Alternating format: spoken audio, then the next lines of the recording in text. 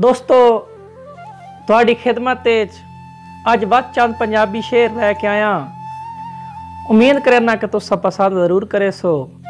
अगर मेरी वीडियो पसंद आवे, मेरी शायरी पसंद आवे तो मेरे चैनल कासिम जाफरी ऑफिशियल नू लाजमी सब्सक्राइब करो। दोस्तों वो शेर लिखा कि जदा रोज खिजाए दिल दे विच बहार नू मैं के करना। जदा रोज खिजाए दिल दे विच बहार नू मैं के करना। ते ढिडो सारा तू मेरे नाल न होवे सुक्के प्यार नू मैं के करना। ते रवे कासिम संग संग नाल मेरे घर बार नू मैं के करना। अजे तू बंदा अख नू नजर ना में तो बरे शार नू मैं के करना। और लिखा बई सह वेखिन जोड़ बिलप दे त्रुट दे वेखे सह फुट दे भाई वाले। सह वेखिन जोड़ बिलप दे त्रुट दे वेखे सह फुट दे भाई वाले। सांगे संगतां च वाल सफेद हो गए मैं कोई नू भेड़िया बाले। त्या तुसा मोह दी हाथ ताई बने वदे हो बेली मुखलिस ते लज पाले। मैनू पाके कोई नहीं तोड़ने भावनी तुसा कासिम जाफरी नाले। और साईं जिन्नू सुख दा समर नसीब न होया मनहूस जिया ओ पेड़ा। जिन्नू सुख दा समर नसीब न होया मनहूस जिया ओ पेड़ा। जिंदी अज ताई साइयां खबर न लई मैं ओ लावारिस छेड़ा। और दर्दां दे सफर तवील दी मैं एक खस्ता हाल थकेड़ा।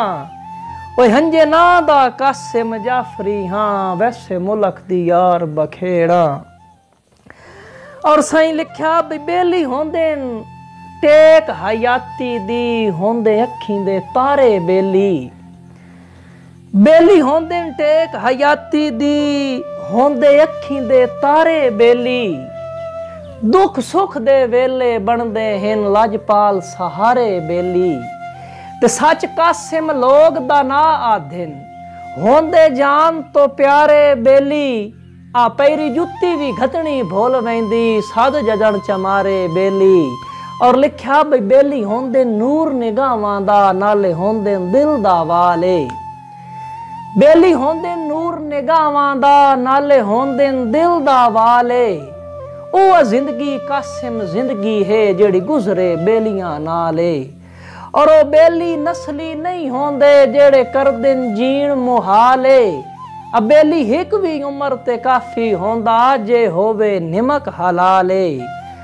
और साईं एक बड़ा प्यारा जिहा शेर मन जेड़ा बहुत ज्यादा पसंद लगदा और बड़ा मशहूर भी शेर है कि गए हासे ढोल दी नगरी विच असां हाल फकीर बना के। उस तो पहले एक बड़ा शेर याद आ गया बई असां लजदा अलम बुलंद रखना ये जज्बा जिंदगी भर रासी।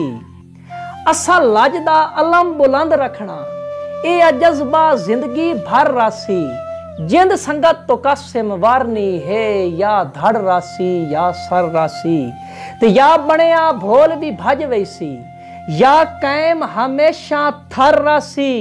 या बिल्कुल मूल खड़ी वैसी या सजन ते या हुण घर रासी। और दौड़ा भी गए हासे ढोल दी नगरी विच असां हाल फकीर बना के। मंगी हासे भीख जियारत दी अल्लाह पाक दे वास्ते पाके। ते उस कासिम साडी खबर न लई झट कान भी बाहर आके। जो साडे खून आलूदा हाथ हो गए ओदा दार खड़का खड़का खड़का के। दोस्तों अगर साडी ये वीडियो तुहानू पसंद आई तो साडे इस चैनल नू कासिम जाफरी ऑफिशियल नू लाजमी सब्सक्राइब करो, शेयर करो, लाइक करो।